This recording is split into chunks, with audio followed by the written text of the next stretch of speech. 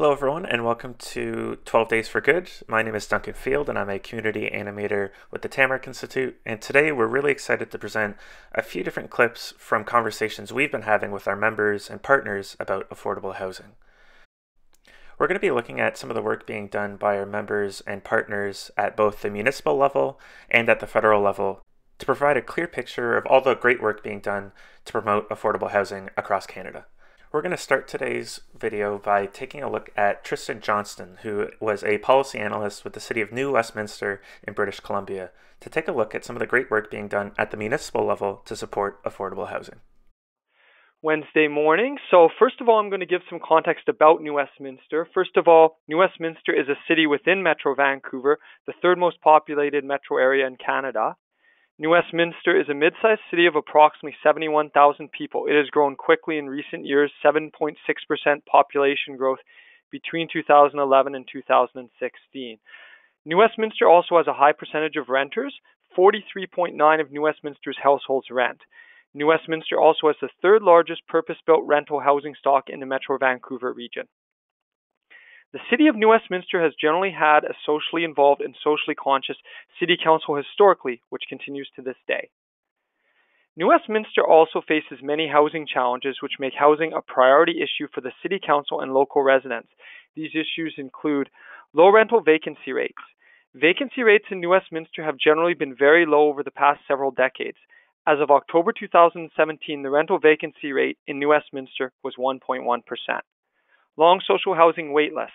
New Westminster also has a long social housing wait list. As of April 2018, there were 570 households on the BC housing wait list in New Westminster alone and 13,286 in Metro Vancouver as a whole.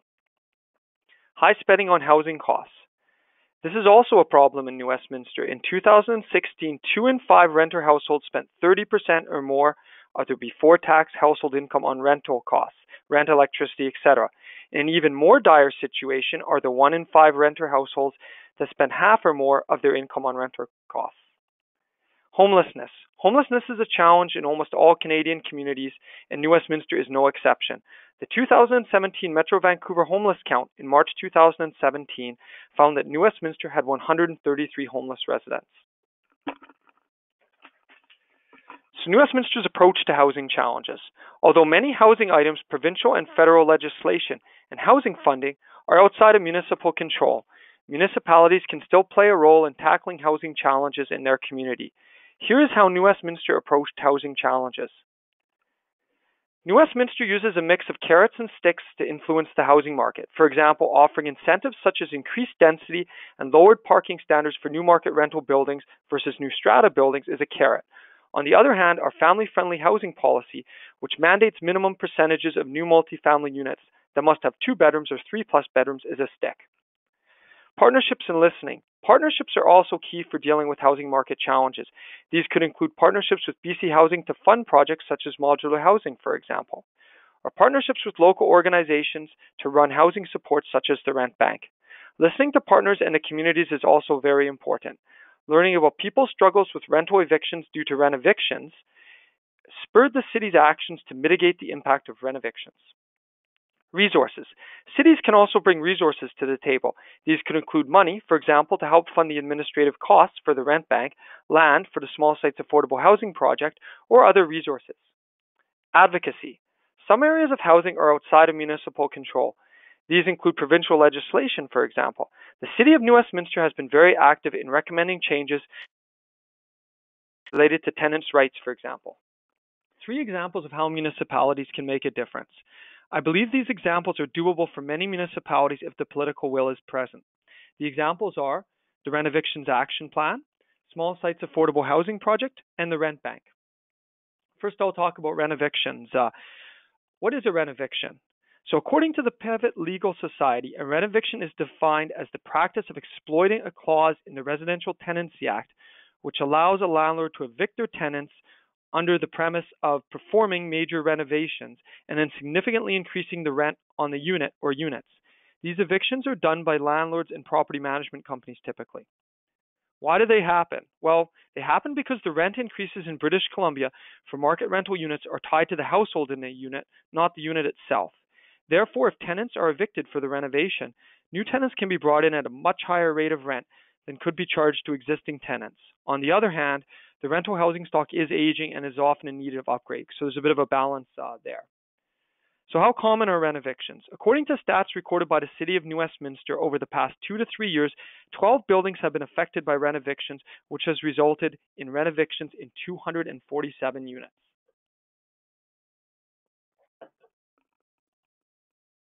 Rent evictions, related housing challenges. Rent evictions affect some of the housing challenges noted in the earlier part of this presentation in the following ways. Low rental vacancy rates. First of all, as rental vacancy rates are very low in New Westminster and the region as a whole, evicted renters can find it very difficult to find a new place to live. Second, high spending on housing costs. Furthermore, when the evicted tenants find a new place to live, the rents are often much higher than at their original building. Again, this is due to the tenancy laws discussed earlier, which allow landlords to charge whatever rent they want for new tenants, which is often much more than the allowable rent increases for existing tenants. This can result in housing affordability challenges. Homelessness. Although most rent evicted tenants will not become homeless, there may be some tenants who are unable to find a new place and end up homeless either on the street, in a shelter, or couch surfing. So rent evictions, barriers to stopping rent evictions. The rent evictions issue poses many challenges to municipalities hoping to address it. One issue is that cities lack the authority to stop rent evictions, as tenancy law is a provincial jurisdiction. Exceptions include cases where the work is being done without a building permit, in which case the city can issue a stop work order. 2. Furthermore, tenants are often unaware of their rights and may end up receiving less compensation and notice for moves than they are entitled to by law. Third, another challenge is that tenants are often afraid to speak out and talk to the residential tenancy branch. They may be worried about being marked as a bad tenant if they speak out. In a tight rental market where there's a lot of competition to find units to rent, having good rental references is important. The City of New Westminster has used partnerships, listening, information, and advocacy to handle the rent evictions crisis. Partnerships. The City of New Westminster brought in TRAC, the Tenant Resource and Advisory Center, to host workshops in 2016 about tenants' rights. The City of New Westminster also assisted MLA Judy Darcy, our local representative in provincial government, with hosting a TRAC workshop in 2017. Listening. The City of New Westminster also encourages tenants to contact the city to let them know if a rent eviction is taking place. That way, the city can also know to follow up to see if the proper building permits are in place and to make sure that the tenants are aware of their rights. Information. TRAC produces tenant survival guides. Whenever there is evidence that a rent eviction will take place soon, the City of New Westminster prints out copies of the Tenant Survival Guide, as well as information on updates to the Residential Tenancy Act, and mails out copies of this information to affected tenants. Advocacy. Although the City of New Westminster does not have the power or jurisdiction to change provincial legislation, the City can make requests to the Province of British Columbia to change legislation. The City of New Westminster submitted resolutions in 2016 and 2017 to the Union of British Columbia Municipalities, asking the Province of British Columbia to change the rules around rent evictions to better protect tenants. Since then, the Province of British Columbia has made some improvements to the Residential Tenancy Act, including requiring 4 months notice for tenants being rent evicted instead of 2 months notice. All right, so we will be returning to New Westminster in just a moment, but before we do, we want to pivot and take a look at some of the actions being taken at the federal level to support affordable housing. Coming up next, we have some selected clips from our conversation with the Honourable Jean-Yves Duclos, Minister of Families, Children and Social Development with the Government of Canada, and he's in conversation with Paul Bourne, our co-CEO of the Tamarack Institute. And in this conversation, they talk about Opportunity for All, which is Canada's first federal poverty reduction strategy. And in that conversation, they discuss some of the actions being taken at the federal level that support poverty reduction and affordable housing more generally across Canada, and the importance of working with both provincial and municipal governments. Hope you enjoy. Minister Duclos, I'm there. I know we all are feeling anxious about the future, and I have no doubt that you want to do more. That's in your DNA. That's not just in the DNA of you, who I think are a remarkable individual in this portfolio, but also for your government. But you know, it is also a time to celebrate. When we reduce poverty for 825,000 Canadians in such a short period of time, it's really the reason for this three-part series, which you're part of, to say, yes, we can. If we put our minds to it, we can reduce poverty. And I think we need to be really optimistic that the plan is working and that more will be done, just in the very sense that you're implementing it as we go. What are some of the lessons that you've learned since launching Opportunity for All? Well, exactly what you've just said. The plan is working. The plan was to invest in middle-class Canadians and to help more Canadians join the middle class. And that plan is working, not only because, as you said, we've reduced together poverty by more than 20% in 2 short years. That means 300,000 children in particular lifted out of poverty. You know, there's nothing that I find more difficult than to see children living in poverty, hampering their ability to develop themselves. So that's been clear. You know, a number of seniors lifted out of poverty because of investments in old age security, the guaranteed income supplement, homelessness being addressed through the first ever increase in homelessness funding since 1999. And so that works. That also works in terms of economic growth. You 1 million new jobs since 2015, the lowest unemployment rate since 1976. The typical middle-class family, $2,000 better off in 2019 and in 2015. So though this is good news, the plan is working. What more, in answer to your question, is the fact that this is done together. It is done with the Institute, with the SCM, with provinces and territories. You know, Paul, we now have all provinces and territories and many municipalities and cities in Canada having a poverty reduction plan. Now, having a plan is important for all sorts of reasons. Canadians expect their governments to be showing leadership, and that demonstrates, for instance, with the poverty reduction strategy at the federal level, clear measures of poverty, clear measures of inclusion, clear measures of resilience. Now, it's difficult to do something to fight poverty if you don't or are not able to measure it. So to measure it and to make that measurement transparent was a key achievement to the poverty reduction strategy. The first time ever we now have an official poverty measure in Canada. So and that official poverty measure is also designed to take into account the diversity of living conditions across Canada in terms of housing, in terms of access to transportation, in terms of the ability of people to feed themselves, to look after their families in different contexts, and also taking into account that cost of living prices also vary across the country.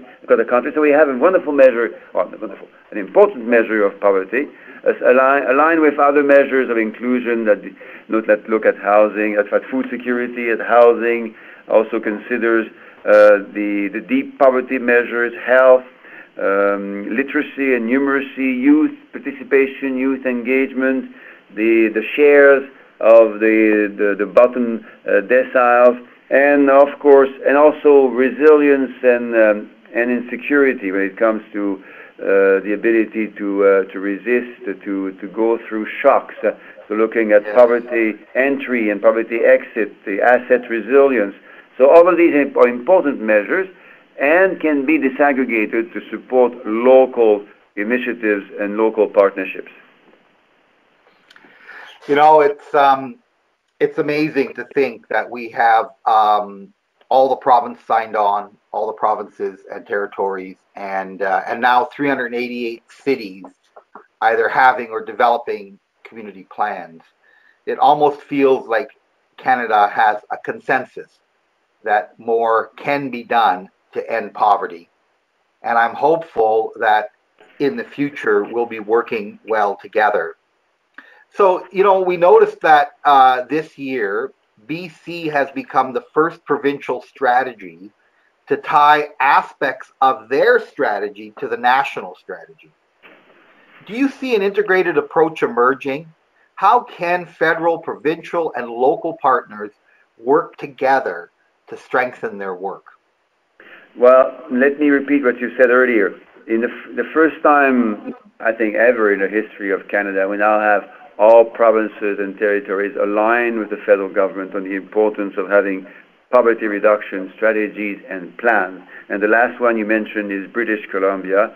It's with its first provincial poverty reduction strategy, we now have all provinces and territories part of that important agenda. Now, and it's also not only an agenda, but it's also a way of talking about poverty and exclusion. And the words we use matter very much. If I maybe open a parenthesis, Paul, you asked me about what we have learned.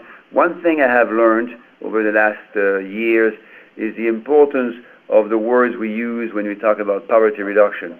Avoiding the us versus them. Well, that's what we hear sometimes, unfortunately, still in 2019. It's not us versus them, it's all together. The title of the poverty reduction strategy is Opportunity for All. And that's because we're all in it together. And when we have these conversations with provinces, territories, and municipalities and cities, we reinforce that we're all there together, and we absolutely need to keep working together in the future. And the example of British Columbia is a wonderful example, because in British Columbia, now we have important challenges and important opportunities as well. British Columbia is a thriving province, vibrant, diverse, and growing, but it's a place where housing, for instance, is an issue. Now, access to affordable and quality early learning and childcare is also an issue.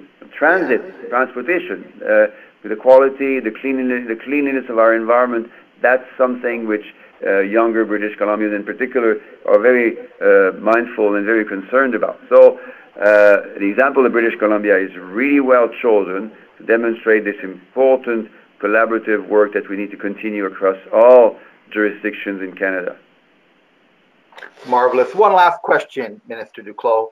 Given the early success of the strategy, how can we build on this momentum to reduce poverty by even greater levels than are set out in the strategy?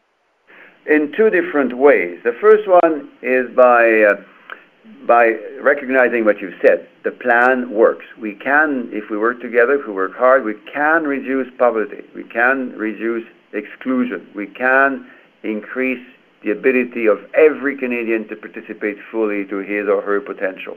That's the first thing that we must do. The second thing that we must state is that those investments in early learning and childcare, in housing, in the Canada Child Benefit, in the Canada Workers Benefit, which started in April 1st, those investments and many others, those investments have two impacts. The first one is a short-term impact. They immediately reduce poverty. They immediately create opportunities for Canadians.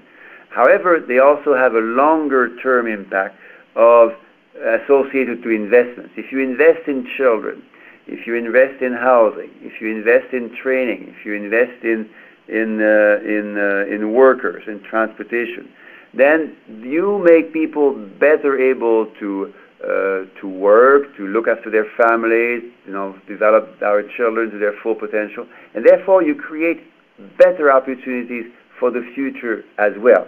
So a better living standards for future Canadians and future generations of Canadians. So these investments have a very important long-term impact on the future of our country, and I think we can be very both hopeful and very grateful for those long-term impacts. All right. Well, thank you to the Honorable Jean-Yves Duclos and our co-CEO Paul Bourne for that great conversation. If you're interested in learning more, you can listen to the whole interview at tamarackcommunity.ca. Coming up next, we're going to return to New Westminster and Tristan to hear more about the specific actions that the City of New Westminster has taken to support affordable housing in a very crowded housing market. One of the most important parts of this conversation, I think, is the focus on empowering renters and providing options for people to use that power to secure affordable housing for themselves. Small sites affordable housing. We'll move on to this topic now. What is it? So, the City of New Westminster requested proposals for innovative affordable ownership or rental housing projects for 2 city-owned sites. The city is aiming to maximize the use of civic land assets while developing a model for addressing the very pressing issue of housing affordability in Metro Vancouver. The 2 sites chosen were in Queensborough and in downtown. Both sites are small, i.e. less than 6,000 square feet, and they are city-owned land. Why? Given the small size of the sites, some of the site constraints, servicing, etc., and a relatively low potential yield of units, why do this project may be a valid question. Although the potential unit yields were projected to be small, in a region like Metro Vancouver, every single unit of affordable housing counts. Furthermore, as the City of New Westminster is a small, densely populated municipality, a lack of city-owned land constrained the use of larger lots for this project. Spearheaded by who? Well, City Council spearheaded this idea of creating affordable housing on small sites. So, the how-to process.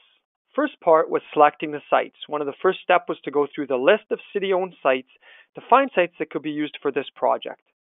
The next part was to use an RFP request in 2015 to ask for nonprofits and developers to submit their ideas for the development of affordable housing on these sites. Then, a comprehensive evaluation process by city staff and a consultant took place to choose proponents for both of the sites. I will first talk about the downtown site. So the downtown site for this site, Catalyst Community Development Society, the developer, and the Community Living Housing Society, the manager-operator of the units, were selected as the successful proponents for this project. Catalyst is a nonprofit organization that helps other nonprofits to develop real estate, while the Community Living Housing Society is a subsidiary of the Community Living Society, a nonprofit which provides services to persons with developmental disabilities. In order to make the project work financially for the developer and manager-owner, the city basically gave the land to the developer but had to charge a nominal fee purchase price of $10. So the project will be a stacked townhome development with 6 units, 3 3-bedroom units and 3 1-bedroom units. More about this project. So the tenants. The tenants for the 3 1-bedroom units will be persons with developmental disabilities, while the tenants for the 3 3-bedroom units will be families with children. The project will have affordable rents. The rents for 1-bedroom unit tenants on income assistance will not exceed the shelter portion of income assistance, while the rents for 1-bedroom tenants with employment income will not exceed 30% of their total income. The rents for the 3-bedroom units will not exceed 30% of the incomes specified in the housing income limit in Metro Vancouver as specified by BC Housing. So the housing income limit rents are fairly comparable to existing older market rental stock, but are much, much cheaper than rents for newer rental stock. The terms and conditions of the use of this site are secured by a housing agreement on title. A housing agreement is a legal document that is used as a tool to enforce the terms and conditions of a site for rental housing. The terms of this housing agreement relate to the maximum incomes of tenants, maximum rents of tenants, management and operation of units must be managed and operated by a nonprofit with a housing-related mission and other terms. And this project is currently under construction.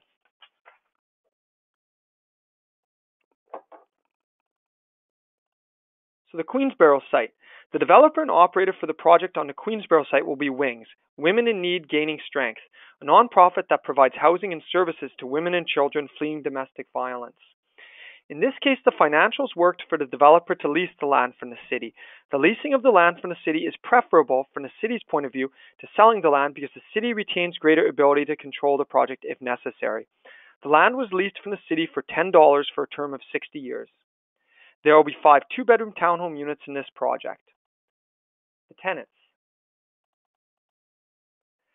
Tenants will be single mothers with children. The rents will be affordable. The rents for the mothers on income assistance will be the shelter portion of income assistance. The rents for the mothers with employment income will not exceed 30% of their income. Again, the terms and provisions of the housing are secured by a housing agreement on title. And this project is also currently under construction. So now I'm going to discuss the challenges addressed. First of all, this addresses the long social housing waitlist challenge. Although the number of combined units in both projects, 11 units total, is small, every bit counts for increasing the social housing supply and hopefully decreasing the length of the social housing waiting list. High spending on housing costs. With rents controlled by the housing agreement and being substantially below market rents, these units are much more affordable to their intended clients than market rental housing would be. What the city has done. The City of New Westminster has followed several of the approaches noted earlier in the presentation to help make this project a reality. Resources. The City of New Westminster lowered the cost of development by offering up land for a nominal fee as noted earlier. Partnerships. These two developments wouldn't be possible without the developers and nonprofits to come up with the vision for their projects, build the projects, and operate and manage the projects. BC Housing has also helped to provide funding to the nonprofits for development. Advocacy, lead by example. Since New Westminster offered up land for affordable housing, several neighboring municipalities have followed suit. In April 2016, the city of Burnaby also did an RFP process for 2 sites for the development of affordable housing. The city of Coquitlam has also offered up land for the development of affordable housing. So now I'll talk about the rent bank. So what is the rent bank? The New Westminster Rent Bank is a housing stabilization program geared towards low-income residents of New Westminster who are experiencing a temporary financial crisis. The New Westminster Rent Bank can offer a low-fee, short-term loan to low-income individuals and families that live in the city of New Westminster and are at risk of eviction or essential utility disconnection due to a temporary shortage of funds. How did it start? In February 2016, MLA Judy Darcy and her constituency assistant, Nadine Nakagawa, made a presentation on rent bank programs to the City of New Westminster's Mayor's Task Force on Housing Affordability. Then city staff conducted research into rent bank programs and the role that the city could play in supporting a rent bank. Then, in December 2016, the City of New Westminster issued an expression of interest for nonprofits to operate the rent bank. In April 2017, the Purpose Society of the Lower Mainland was selected to run the rent bank. The rent bank started up in June 2017. Who helped? The City of New Westminster provided $60,000 over 3 years, so $20,000 per year, to cover administrative costs. Local credit unions provided loan capital. Additional financial support was provided by the New Westminster Homelessness Coalition Society. Eligibility and terms. Loans are for low-income persons or families renting in New Westminster that are experiencing temporary financial crisis and are at risk of eviction. Loans can be used to pay utilities or rent and can be up to $1,000. A $1 a month administration fee is charged on loans. Loans need to be paid back within 2 years, 24 months. So results to date. As of June 30th, 2018, the New Westminster Rent Bank had processed 29 loans for a total amount of $23,463.67 over the first year. Rent Bank challenges addressed. The New Westminster Rent Bank addresses several challenges discussed earlier in today's presentation. Low rent of rental vacancy. If tenants are evicted, finding a new place in our low vacancy rental environment can be very difficult. By preventing eviction, tenants avoid the challenging new rental place search. High spending on housing costs. Again, as noted earlier, due to the residential tenancy laws, the cheapest place for most tenants to live is where they are living now. By preventing tenants from being evicted, tenants can stay in a more affordable place rather than move to a new place where the landlord can start the rents at a much higher level. Furthermore, rent bank loans are a much more affordable alternative to payday loans for covering housing expenses. Homelessness. Some of the rent bank loan applicants have multiple challenges, including physical health, mental health, and addictions challenges. If they are evicted, many of them would likely become homeless. The rent bank loans help prevent eviction and hence homelessness. What has the city done for the rent bank? So the city has used the following strategies to help the New Westminster Rent Bank. Resources. The city provided funding to cover administrative costs for the rent bank. City staff also conducted research on how to create a rent bank. The city also led the expression of interest process to help get the rent bank started. Partnerships. The City of New Westminster worked with MLA Judy Darcy and others to help find sources of loan capital. The City of New Westminster selected the Purpose Society of the Lower Mainland to run the rent bank. One City of New Westminster Planning Division staff member sits on the Rent Bank Loan Evaluation Committee as a member. Advocacy. The City of New Westminster continues to promote the New Westminster Rent Bank through presentations and links to their website. The City of New Westminster has encouraged neighboring jurisdictions to start rent bank programs and has provided advice to other communities looking to start rent banks. In the future, the City of New Westminster may consider advocating to the provincial government of British Columbia to fund all rent banks in British Columbia, as has been done in Ontario. I'm not sure if it's still done today. Hopefully it is, because it's a great program. So these are 3 of our programs, but we have some other programs on the horizon that may be of interest. First one is modular housing for the homeless. As part of the province of British Columbia's rapid response to homelessness, the City of New Westminster submitted an application to use city-owned land in Queensborough for modular housing for homeless women or women at risk of homelessness. In July 2018, this project was approved by City Council. When completed, this project will provide 44 units of supportive housing. Inclusionary housing or zoning. The City of New Westminster is considering requirements for developments achieving certain levels of density above and beyond allowed zoning to provide a certain percentage of units as affordable housing units. The city is working with a land economist to determine the feasibility of this approach. Rental replacement policy. The rental stock in New Westminster is aging, and some of the housing stock is reaching the end of its economic life, with the loss of thousands of older market rental units to demolition without replacement in some of our neighboring municipalities. The City of New Westminster is concerned about this loss spreading to New Westminster. The City of New Westminster has engaged a land economist to look at the feasibility of the replacement of rental units in demolished buildings with rental units in new buildings with some level of affordability requirements. So the main takeaways. Here are some of the main takeaway points from the City of New Westminster's involvement in housing. Municipalities do not have to have access to as large budgets. They do not have access to as large budgets as their provincial and federal counterparts. Therefore, projects that don't require a lot of money are important for cities. Projects like the Renoviction Action Project that are mostly advocacy and information sessions can be doable on smaller budgets, while investments in rent banks can be scaled based on the size of the renter pool being served. Furthermore, even if municipalities don't have much money, land can be a valuable resource to help start housing projects. In order to understand the housing challenges in your local community and respond to these challenges, it is important to listen to your local community. Concerns from residents about renovictions are what prompted the City of New Westminster to put together a renovictions action plan. Who are your partners? Cities are only one small part of the team that can help on housing issues. Partnering with the provincial and federal governments, example the Rapid Rehousing of Homeless Modular Housing Project, can help provide funding for various projects.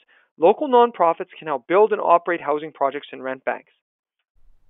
We felt it was important to hover on this issue of power and empowering people in regards to affordable housing and housing issues more generally. So we want to present this final and short clip featuring George A., who's the founder of Greater Good Studio in Chicago. And we've had George as a keynote speaker at many of our Tamarack events. And he has this great presentation on the role of power and privilege in community change work. And so here's a short clip where he's talking about his role as a designer, empowering tenants in Illinois to use some of that power to help them take action for their own housing security. So I hope you enjoyed this final part of this presentation today. And then lastly, good design builds power. I think it would be a conceit to say how casually we mentioned building power. It's probably the hardest thing we ever do. We struggled actually to find even a project within our portfolio that even gets close to building power. But we think we found one, but it's definitely worth noting that this might be the hardest work of all.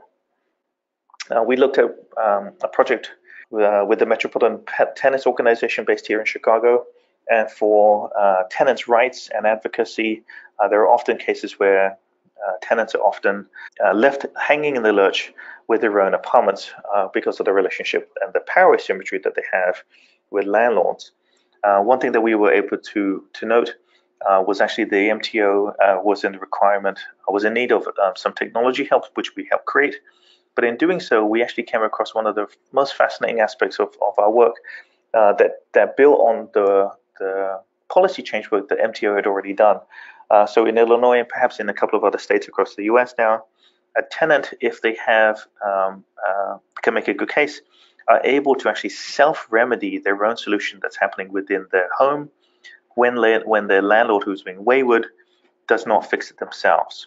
So what that means is they can take their own rent money, hire a contractor to go fix that leak if the landlord continues to be negligent. And that for us was sort of a realization that perhaps our design work, and perhaps in this case on technology, can actually surface a piece of power that's resident in statute already in Illinois that for most tenants was very opaque. So in summary, these principles of good design beg the question that when we do our work, how will the work and the projects you're working on a reality? How will your work create ownership? And how will your work build power? Thank you to everyone who tracked with us today for a conversation on affordable housing for the 12 Days for Good campaign. We're really excited to present some of these materials and other resources and links on this page below that talk about what our members, friends, and partners are doing to promote affordable housing across Canada and the United States. If you're interested in learning more, I invite you to investigate the resources below. We'll also have links to the full versions of these webinars where these clips have been taken from, so you can dive deeper into any one of the conversations that you found helpful. Thank you for everyone for joining us.